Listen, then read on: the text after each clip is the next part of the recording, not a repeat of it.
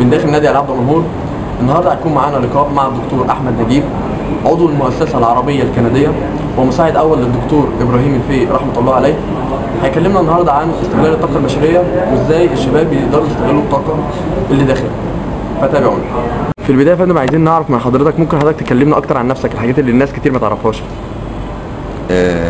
أنا أحمد نجيب، أصلي ومولود في منطقة شعبية في القاهرة، ومن طبقة وسطى مش من طبقة عليا.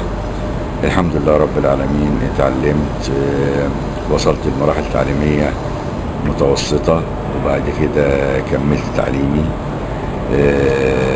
لما جوزت بنت عمي. لما جيت كملت تعليمي الحمد لله رب العالمين حصلت على دكتوراه في إدارة الأعمال. اتعاملت فيها واشتغلت بره مصر في عدة دول عربية، إلى أن وصلت إن مراتي اللي هي الدكتورة إيناس درست ماجستير في الجودة الشاملة. تعمقنا في الجودة الشاملة فلقينا ان مش الجودة جودة آلات ولا ورق ولا معدات، هي الجودة جودة الشخص نفسه، ولازم الانسان يغير من نفسه علشان يعدل ويحسن من نفسه. طب عرفنا بقى من هنا ابتدينا نلجأ للطاقة وللدكتور ابراهيم رحمة الله عليه، فعرفناه من سنة 95 الى ان توفاه الله رحمة الله عليه. وكان يعني انا بعتز بالايام اللي قضيتها في كنفه ودربت على ايده وتعلمت منه كم، ورغم ذلك هو ما خرجش من معلوماته الا حوالي 12% بس، انه كان رحمة الله عليه قمة في العلوم وقمة في التدريب. وكنت اتمنى يعني ان يزيدنا اكتر، والحمد لله بحمد ربنا انه هو سلمني كالطاقة، سلمني انا والدكتورة ايناس، سلمنا شعلة الطاقة عشان نكملها ونطور منها. وعلشان كده انضميت لجمعية علوم الأهرام الحمد لله رب العالمين، فيها يعني علماء أفاضل، الدكتور رشدي حامد، والدكتور اللي هو بتاع الطاقة الذرية،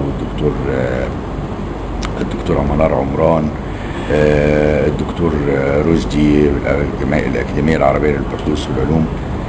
فيها علماء أفاضل أجلاء، وده بيزود العلوم عندنا وبيزود المعرفة بالطاقة، ومدرسة بضيفها للمدارس اللي اتعلمت منها علوم الطاقة الحمد لله. تمام. طب يا فندم كنا عايزين نعرف رأي حضرتك في الكم العدد الموجود الآن من المدربين الدوليين، وهل هذا إيجابي أم سلبي؟ أنا ليا سؤال واحد بس، أنا ما زعلش إن يبقى في عدد مدربين كتير، بس لازم رحم الله امرئ عرف قدر نفسه. ما اقولش مدرب دولي الا اذا كنت على قدر كامل من المعلومات الدولية، وعلى قدر كامل من اللغات اللي اقدر اتقن ان انا اكون دولي، احاضر انجليزي، فرنساوي، الماني، صيني، ياباني، بحاضر بجميع اللغات. في الحالة دي اكون دولي. اما انا اكون مثلا مدرب عادي واقول مدرب دولي، فده اسم يعني لا ما اقدرش احاسبه عليه. لازم اكون الاسم زي ما بيقولوا الاسم على مسمى، اكون الانسان السليم في المكان السليم. تمام. طب يا فندم ممكن تنصح الشباب بايه بان هم يستخدموا طاقتهم او يستغلوها استغلال امثل؟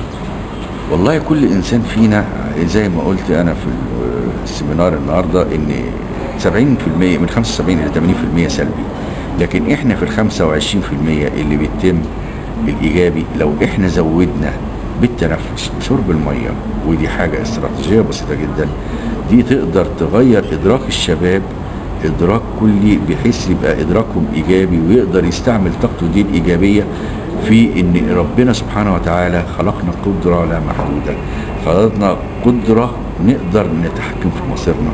فمن هنا بالطاقه الايجابيه تقدر باذن الله تستغل كل لحظه في حياتك، لان ممكن تكون اخر لحظه. تستغلها ايجابي، وكل ما استغلتها ايجابي ارتباطك بالله هيزيد، وكل ما زاد ارتباطك بالله رضا ربك هيزيد، وهتلاقي الخير جاي لك ما بعد الخير ان شاء الله باذن الله. يا دكتور احنا سعداء بلقاء حضرتك النهارده، وان شاء الله ما تكونش اخر محاضره ويكون في سيمينارات اكتر باذن الله. وتحت اهل دمنهور كلهم تحت. ربنا يخليك يا دكتور، شكرا جزيلا لحضرتك. شكرا. الله يخليك.